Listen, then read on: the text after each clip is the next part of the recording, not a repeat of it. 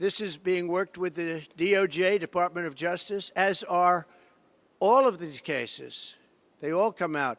Atlanta, Fani, that is all Department of Justice. Nobody knew that. The case with Judge Engoron, the most overturned judge in the state, that is very close because they sent their team from the DOJ to help him. The district attorney, Alvin Bragg, that was all worked with, again, they sent a top operative from the department, from the DOJ Department of, I call it the Department of Injustice, because they're using the Department of Justice to rig the campaign. These cases are disgraceful. Now, they're brought, for the most part, in front of very hostile areas where Republicans get 3 or 4%, like downtown Manhattan, in front of very hostile judges, like hostile like you wouldn't believe. Judge Mershon, Judge Engoron, and Judge Kaplan, all of them hostile areas and very, very hostile judges. I've never seen anything like it. And very bad thing in this case, New York, very bad thing for New York. Businesses won't come to New York because of what took place with Judge Engoron. I can tell you that, and probably the rest of them also. But this case involved a woman who wrote a book, and I guess she said something in the book. That's when I first heard about it. I first heard about it in the White House. And, of course, I denied the story because it's not true. I have no idea who the woman is, and I never met her. Now, I don't know about a picture that was taken 40 years ago with her husband on a celebrity line, so I don't think that counts. But as far as I know, I never met her. I never touched her. I would have had no interest in meeting her in any way, shape, or form. Her husband was a news anchor, actually, John Johnson, a very nice guy. She called him horrible things. We weren't allowed to say that in the trial. She said horrible things about him. I guess they're since divorced. He's a very nice guy, African-American, and she said very bad things. We weren't allowed to use that in the trial, which surprised a lot of people. But she made up a story, it fabricated 100%, that I attacked her at Bergdorf Goodman. You know, it's very interesting. I don't think they were allowed to use this either. Her favorite show is Law and Order. And there's an almost exact story as her story in Law and Order about being attacked in the dressing room of a department store. I don't know if they used the name of the store. But that's her favorite show, Law and Order. She said that. And anyway, this evolved into a defamation case against me because I disputed her words because I told the truth.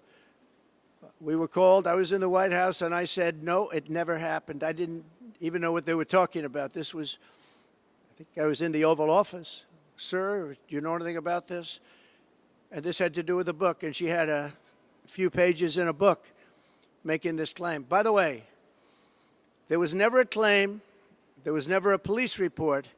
There was never anything mentioned. There was never publicity 30 or 40 years ago, whenever it took place. Nobody knows. She doesn't know when it took place. When did it take place? She has no idea. She thinks it was in the 1990s. She thinks it was in the 1990s. And the judge, we had 2 trials. We asked for a consolidation. He said no. The reason he said no is he'd rather have double the publicity because that's bad for me. Very bad, because I'm running for president.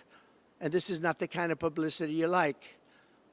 And whether it's true or not, it's horrible.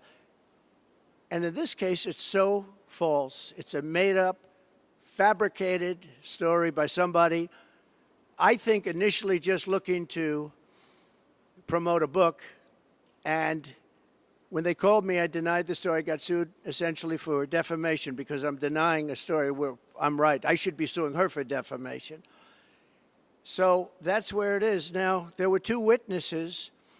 One is a woman who's followed me for years. She said in 1979, I was in an airplane with her, commercial flight, and we became very intimate. I just sat down. I think I had the book, The Art of the Deal. I was famous then, too. I've been famous for a long time. And we're sitting in first class, according to her. Never happened, by the way. Totally made up story. She's a Clinton person, too, by the way, big Clinton person. She made up the story. And so many years ago, and I think it would be 1979, one of my many people behind me could correct it, but I think she said 1979, that's a long time ago. And I sat down. I believe I had some pretty big success then, and I was being talked about a lot. Maybe The Art of the Deal was out, sometime after that, I'm not sure. But I was well known. And passengers are coming into the plane. And she said I was making out with her. And then, after 15 minutes, and then she changed her story a couple of times, maybe it was quicker, that I grabbed her at a certain part, and that was when she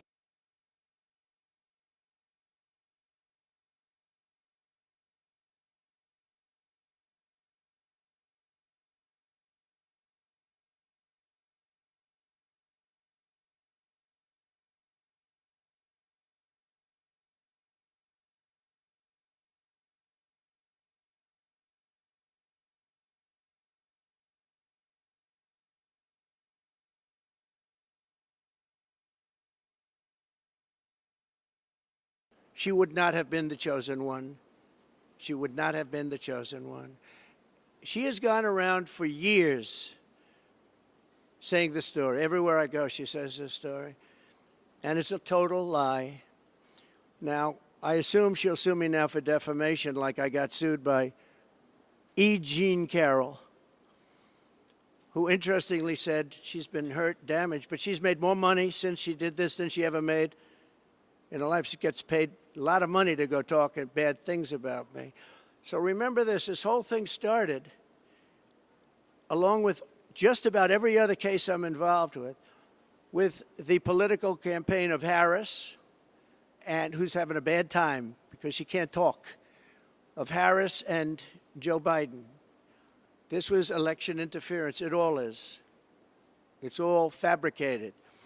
But fabricated in front of very friendly judges for them and in very friendly areas for them. If you get a jury, it's very hard to win in a jury where you have 3 or 4 or 5% Republican votes. Very, very tough, actually.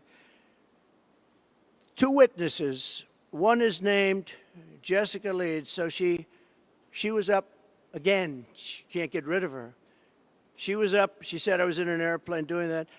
A couple of things. You have an armrest in planes back in those days. Oh, by the way, she didn't know anything about the flight, where we were going. I was in very few flights. I was a New York guy building New York buildings. I was in very few airplanes, I will tell you, in those days. 1979, I think. It's a long time ago. But you had the armrest, and in the old days, they didn't move. Okay? But she said she then got out, and she went to the back of the plane, and that was the end of the story, I think. And this story has followed me for years. But just to finish with her, Jessica Leeds, no police reports, no witnesses, no corroboration of any kind, no criminal suggestions, no nothing. Then you have another one, and this one is a writer for People magazine, who I actually thought was very nice. She came to Mar-a-Lago, and she wrote the most beautiful story you've ever seen. It was a love story about Melania and myself, a love story in People magazine. And that was it. It was a cover, I think, but it was a beautiful story. Everybody would love to have that marriage. She said the nicest things about me, about Melania. You have the story. I mean, you can read the story. And her name was whoever. Let's see. Her name was who? Swornoff, yeah. I don't have it. Whatever her name was. I don't know the lady, so perhaps it's much better that way, but I really don't know the lady. So she wrote this beautiful story, and about, I don't know, years later, no police reports, no anything. Years later, the same person they called up, did you attack at Mar-a-Lago this woman, this writer, whatever her name is? And she was a witness in a case. Her and Leeds were the two witnesses, only two witnesses. Did you attack her? I said, who is she? And they said, she writes for People magazine. I said, I don't know anything about the lady. If I had a story long ago, years before, about People, but it was a very nice story. So I don't know. It has to be made up because I don't know what you're talking about. It turned out that the same lady that wrote this beautiful story years later said I attacked her. Now, think of this. Oh, and she said the butler knew everything. The old expression, the butler did it, right? Very famous in crime stories. Well, the butler was Tony Senecal, worked for me for a long time. He was retired at that time. That was years later, he retired. He was retired when this hoax came out.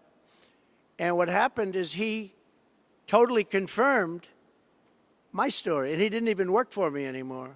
He passed away a couple of years ago, a good man.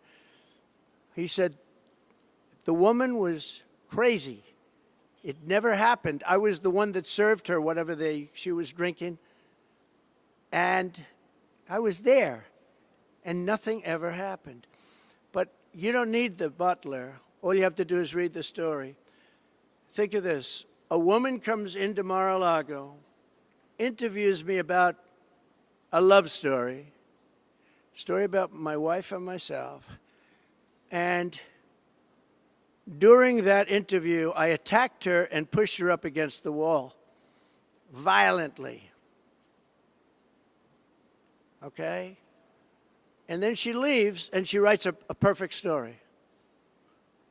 A perfect story. She doesn't mention the event. Again, there's nothing on file at all. Zero. There was no complaints. There were no complaints to People magazine. There was no witness. There was nothing. Yeah, well, there was a witness, the butler, and he's already said everything. He's already told this story. Because this story, likewise, like Leeds, this story has followed me around. I could go through many other stories outside of this. You know, it's very funny. When you're rich and famous, you get a lot of people come up with a lot of stories. But you're writers, and some of you are legitimate writers, and some of you aren't. Some of you are fake news, and some of you are real news. But put yourself in my position. I'm running for president, and I have all these cases all of a sudden come out.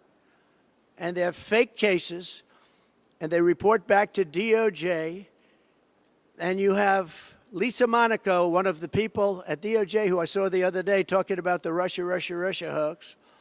And yet she's friends with Andrew Weissman and that whole group and crew, who should be sued, by the way, because they're not a charity. All they are is a political organization that goes after Trump for the last 8 years.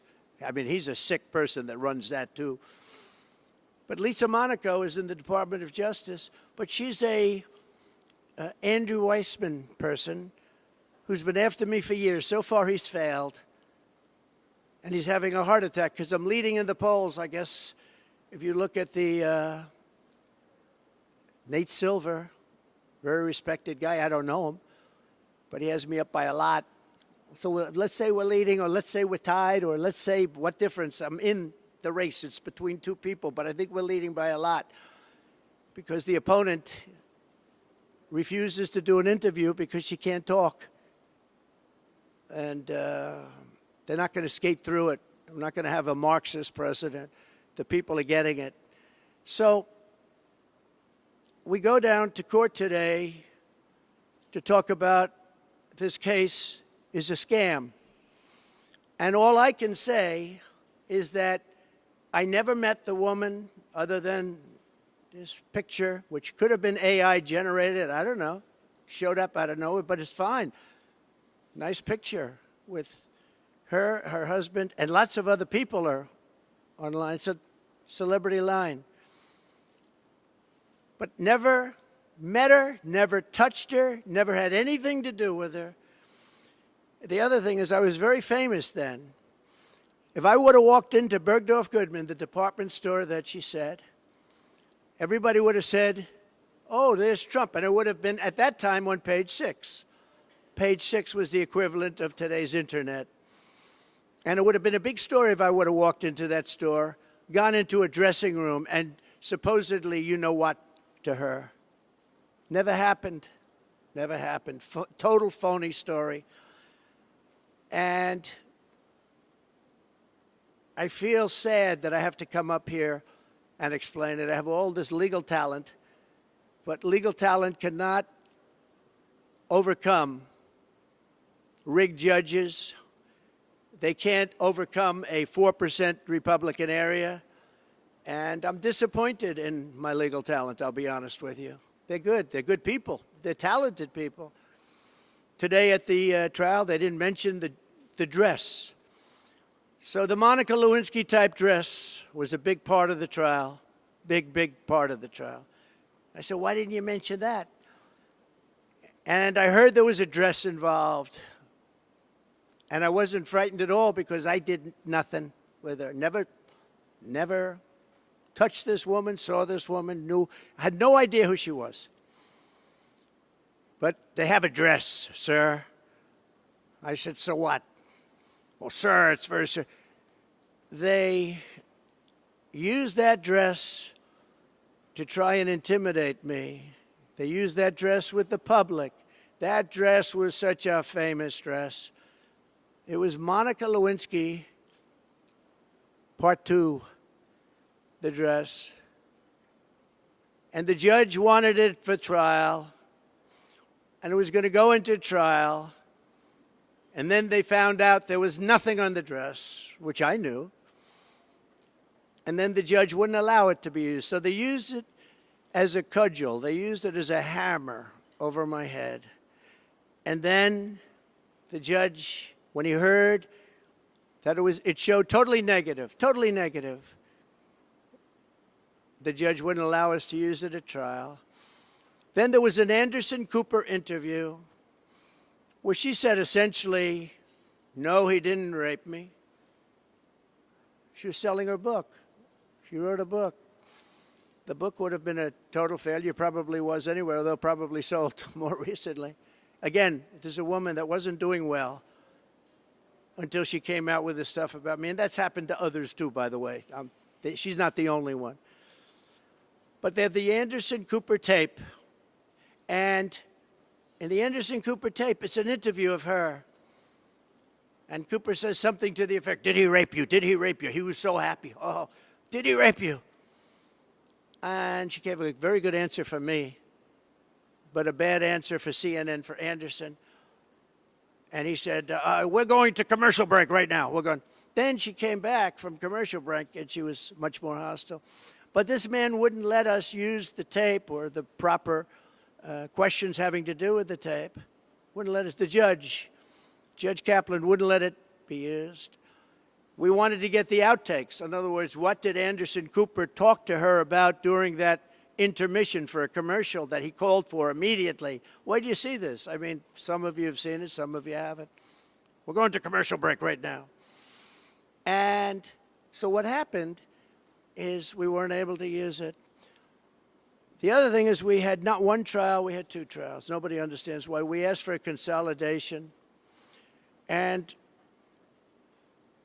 I wanted to show up to the trial, to the first trial. My lawyer, who's not up here, not with us any longer, sir, you should not show up.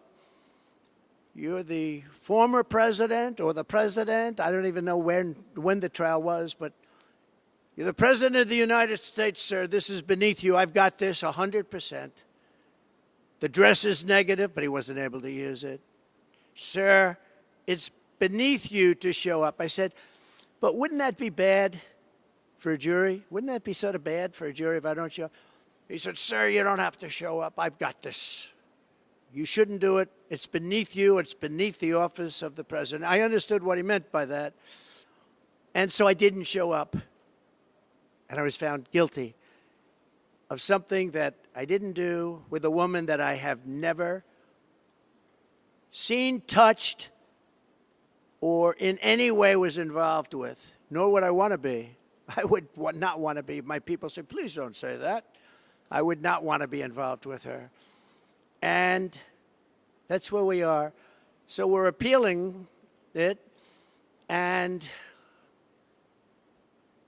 people would say it's not a friendly panel based on the appointments, but you'll look that up yourself. But I hope they understand this is the office of the President of the United States, and there has to be fairness shown. Our court system is looking so bad. If you're a Democrat, these are all Democrat-appointed people. Biden, Clinton, I think others. 3 people. They seem very good today, and I mean, they seem absolutely fine, but I've read and I've heard it's not a friendly panel, but I wasn't surprised because I don't get friendly panels. I don't get friendly panels. But where we've had fair judges, where we've had brilliant judges, frankly, I don't know the judge in Florida, Judge Cannon, don't know her at all. But I think she's a brilliant woman. I think she handled a scam. It's a scam case. That's the documents case. That's the case where Biden, who had 10 times more documents, took all this stuff for years, 50 years, and he was exonerated. Of course, they said he was incompetent, so he wasn't fit. So he was exonerated based on that. But me, I don't get exonerated so easily. And I had a thing called the Presidential Records Act, which exonerates me. But we won that trial, and the other side plays the ref. Crew and Weissman and all these people. And again, Lisa Monaco should not be involved in this because she's been after Trump for years, and now she's like the second person at the DOJ. But she's with all these people. And they're playing the ref, and they say terrible things about judges. They do it with the Supreme Court justices because they think they're going to intimidate them. I think it should be illegal. That's what the DOJ should look into, the legality of these people taking a brilliant judge and demeaning her, and taking other people that are fair and solid and demeaning them. It's called playing the ref. Nobody did it better than the late, great Bobby Knight basketball coach. He would play, he would scream at those refs and everything, and they'd say, Bobby, you're not going to get the decision overturned. Yep, but the next one I will. And he was right. He was a great basketball coach. Last coach to have an undefeated season. The last coach in basketball to have it many years ago. He also endorsed me, but he played the ref. These people are playing the ref when they are allowed to call for recusal, impeachment of a judge because they're not getting their way. And for some reason, the other side doesn't do that. They don't do that. The other side is much softer. Republicans play it a lot softer, but they play it legitimately.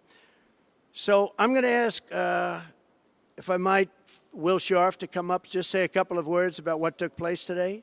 One of our attorneys working on this it's a ridiculous case. Remember, it never happened. It was made up for political reasons. And the DOJ is behind everything. Every one of these cases. It's political interference. It's a witch hunt, just like the fake Russia scam was a witch hunt. And just like they want to start that scam all over again by announcing that Russia we're talking about. And you know what they do when they do that? They intimidate people from having a fair election. They intimidate poll workers from speaking up when they see crooked things take place in the election. And it's a disgrace. Our country's in serious trouble. Our judicial system is in very serious trouble. Will, please come up. Thank you. Good morning, y'all. My name is Will Scharf. I'm one of President Trump's attorneys. Today, we presented oral argument before the United States Court of Appeals for the Second Circuit in one of 2 cases brought against President Trump by E. Jean Carroll. Now, it's really important to remember that E. Jean Carroll's story at its heart is an utterly implausible he said, she said story. There is no corroboration for anything she has ever claimed about President Trump. There are no corroborating witnesses. As President Trump alluded to, there is not confirmatory DNA. No police report was filed at the time of this alleged incident. She was unable to identify when this incident occurred until quite recently. No surveillance evidence or witnesses have ever been found or come forward confirming any aspect of E. Jean Carroll's story. In light of that, in light of the utter implausibility of the story that E. Jean Carroll was attempting to sell to the jury in this case, her attorneys introduced evidence that should have never seen the inside of a courtroom. Utterly insane efforts to introduce propensity witnesses, Jessica Leeds and Natasha Stoynoff, most notably, in an unfair and improper effort to buttress E. Jean Carroll's failed attempt to assault President Trump. Jessica Leeds' story is instructive here. This is a woman who claims that in the middle of a crowded airliner in 1979, President Trump assaulted her. Leeds has never been able to identify where this plane departed from, where it went to, the date of the flight in question, making our efforts to disprove her testimony extremely difficult. Under the federal rules of evidence, this story should have never been allowed to be presented to the jury in this case. The same is true of Natasha Stoynoff's story, which again lacks any indicia of reliability, any sort of credibility, any sort of confirmatory testimony from other witnesses, or anything else that would make you believe that this actually happened. So on the one hand, you have a judge who allowed in this improper propensity evidence that should not have been allowed in. In our view, that polluted the jury's deliberations in this case. That presented a story to the jury of a series of a pattern of conduct that the jury should not have been considering.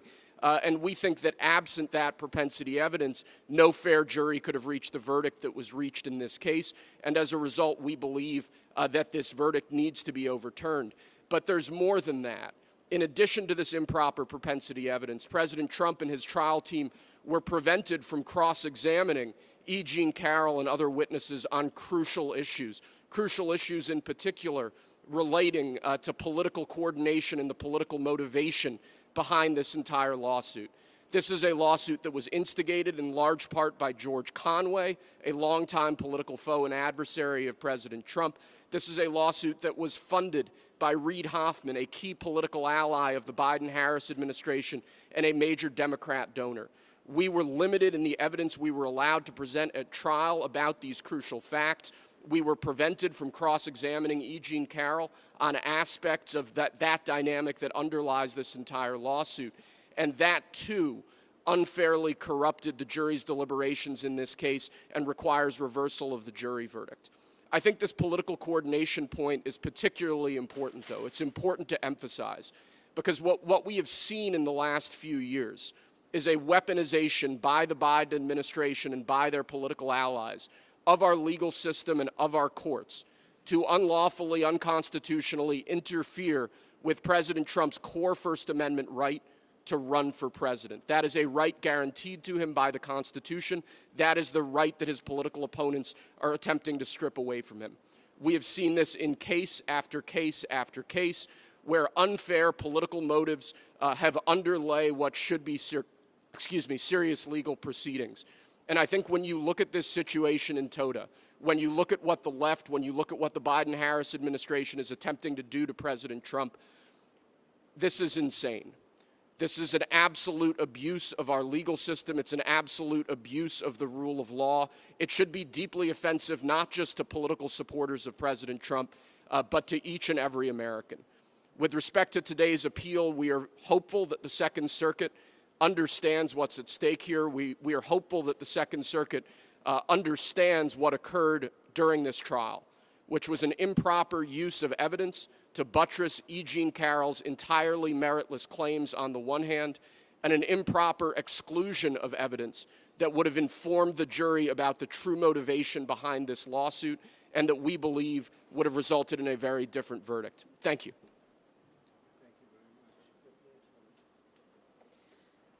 Good afternoon.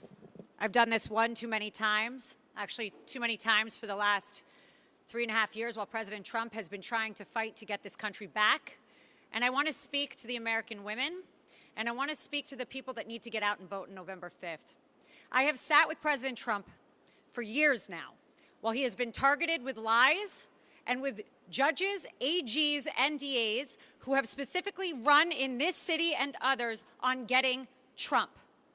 The Trump administration will fix this problem.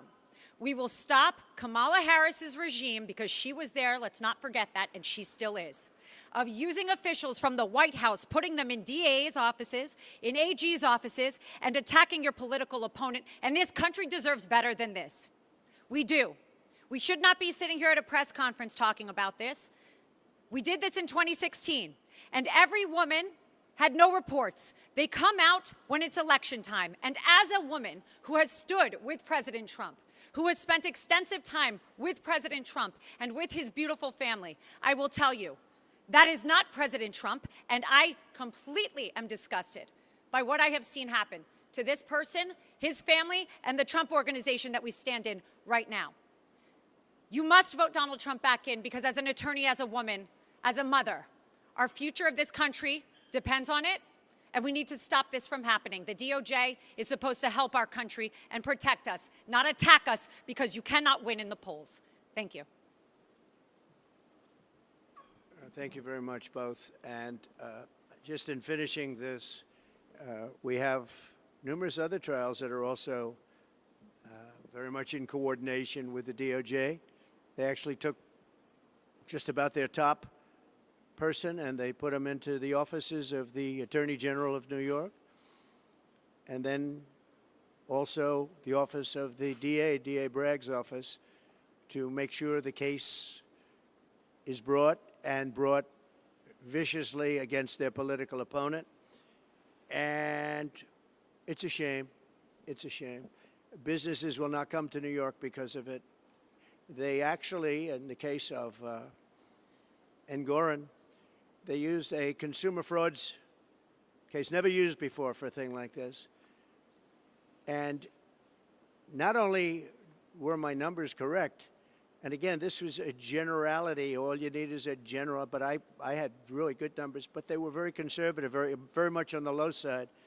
And the judge knew that. And the judge ruled a fine against me, the likes of which has never even been heard of.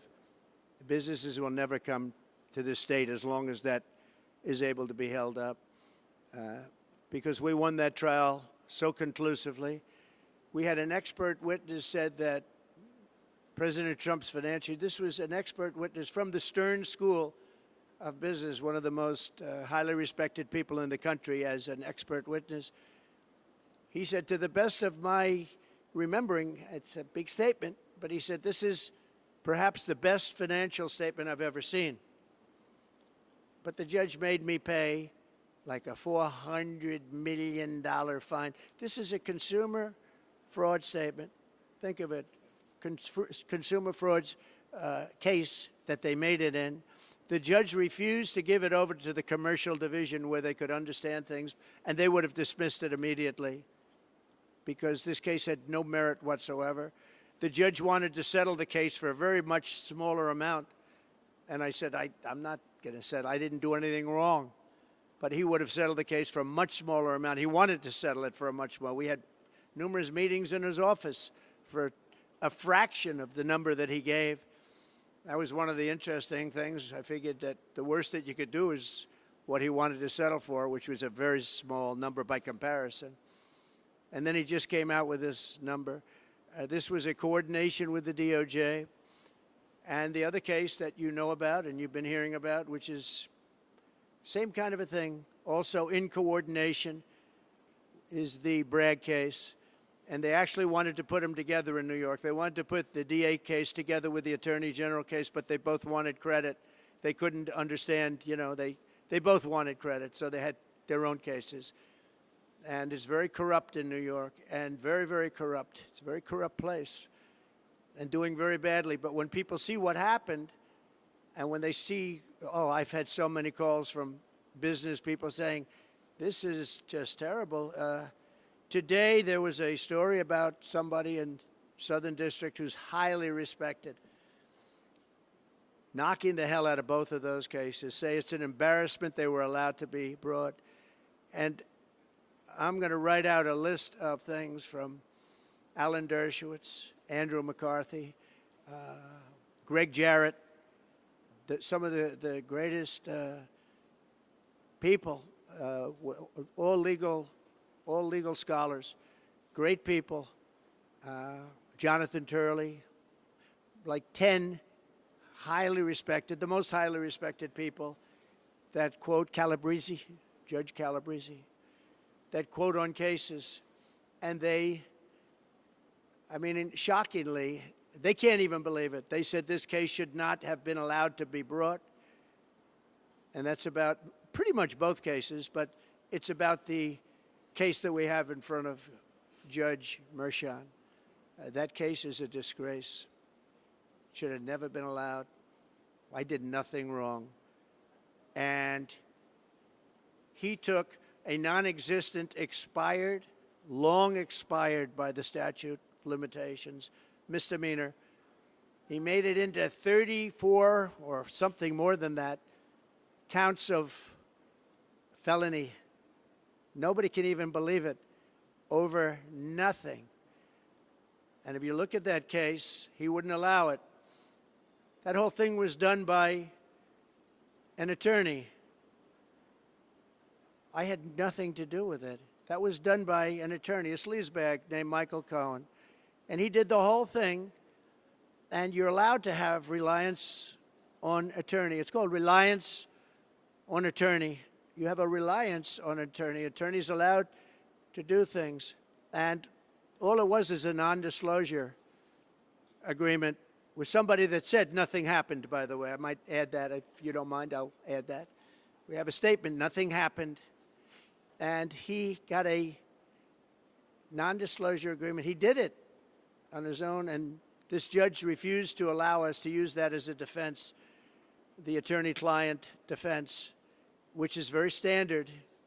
Other people have never heard that you're not allowed to use it. But he's the one that did it because I was running for president and running the country. He's the one that did it. So all of these cases are a disgrace. But the case that we had today, downtown, I wish we could have mentioned the dress. Again, got the idea from Monica Lewinsky, but it was negative, wasn't allowed to be used. I wish we could have mentioned many of the other things, and I certainly wish we could have gone to CNN and gotten the outtakes, what's called the outtakes. What did Anderson Cooper tell her during the commercial? I'd love to find that out. So that's where we are. We have a very corrupt system of laws, but in that system we have some very good judges also, and I think in the end the good judges will prevail. And I hope Democrat-appointed judges can see a scam like this, where somebody just makes up a story, probably out of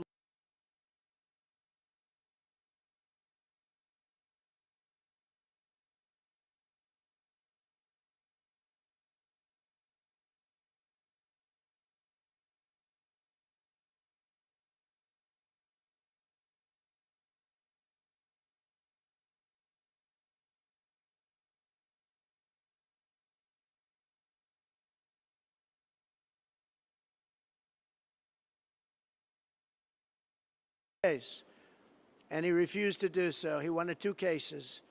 So 2 cases, 2 sets of lawyers, 2 everything. It's really, really very disgraceful. Let me talk about job numbers, because as you know, they just came out, and they're a basic disaster. They are really bad. You had numbers that are shocking. Native-born Americans, we lost 1.3 million jobs, while foreign-born Americans were able to take all of those jobs. So foreigners coming in illegally, largely illegally, into our country, took the jobs of native-born Americans. And I've been telling you that's what's going to happen, because we have millions and millions of people pouring into our country, many from prisons and jails and mental institutions and insane asylums. traffickers, human traffickers, women traffickers, sex traffickers, which, by the way, that's the kind of thing that people should be looking at because it's horrible. And it's turning out that migrant crime is far worse than any crime that we've ever experienced. If you look at Aurora, Colorado, they're taking over the place. They took over buildings, and this is just the beginning. You haven't seen anything yet. You haven't seen any. They've allowed well over 20 million people, in my opinion. Other people say, well, it's only 13. No, it's much more than 20. I think it's much more than 20. Our country is being invaded because of incompetent people like Kamala that doesn't want to do one interview. She does one softball interview with CNN. Couldn't have been nicer. Dana Bash, you know what? I gained respect for Dana Bash and for Jake Tapper because in my interview with Sleepy Joe, I thought they were very fair, actually. I was surprised. They were very fair. I'm going into very hostile territory shortly on a debate with ABC, George Slopadopoulos and that group. And ABC, I think, is the worst of everybody. I think they're the worst. They're the nastiest. They're as bad as you can be. They're worse than NBC, which is saying a lot.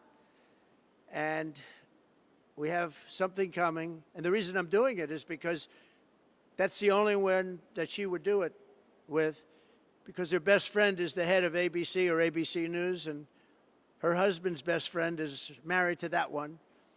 So, and Donna Brazile is there. You remember the famous Donna Brazile? She gave Hillary Clinton the questions. You remember that? That was a little embarrassing. She got fired, I assume, for that. But now she's working at ABC. So I said, I'll do it anyway, because even if she knows the answers and knows the questions, I don't think she'll be very good. And this is not what our country wants. And I feel I have an obligation to do it. And she'd never stand up here like this and give a news conference and speak about what's happening with the weaponization of our justice system. This is the weaponization of justice at a level that nobody's ever seen in this country before. We've never seen it. You see it in third world countries, you see it in banana republics, but you don't see it in the United States of America, and it's a very sad thing.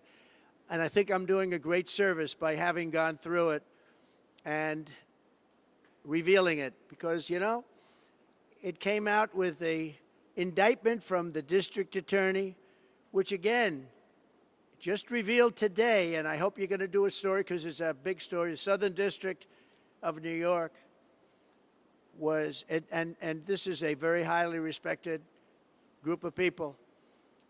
He said it was a disgrace that that case was brought. It was a disgrace that the case was brought in front of Mershon.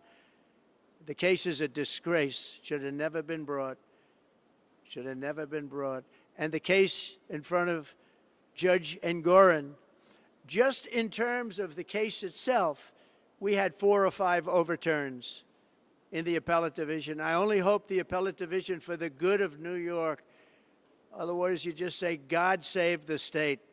For the good of New York, I hope that the appellate division will do what's right on that case, because that case was a scam.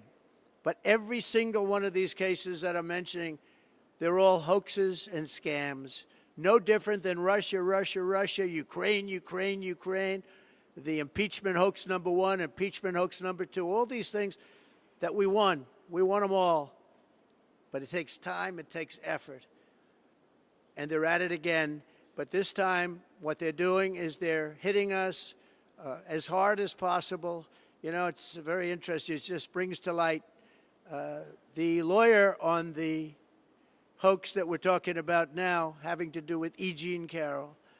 She said, the way to defeat Trump is go after him civilly as often as possible, make his life miserable, sue him all the time, keep him in court, and let him spend a fortune. That's the lawyer I have in the E. Jean Carroll case. And that's exactly what they've done. The only thing I can say that's good about it is the public understands. And my poll numbers, I believe, are higher now than they would have been without it, because the public understands it's a hoax, it's a scam, it's a political witch hunt, and some of you should be ashamed of yourselves. Thank you very much, everybody.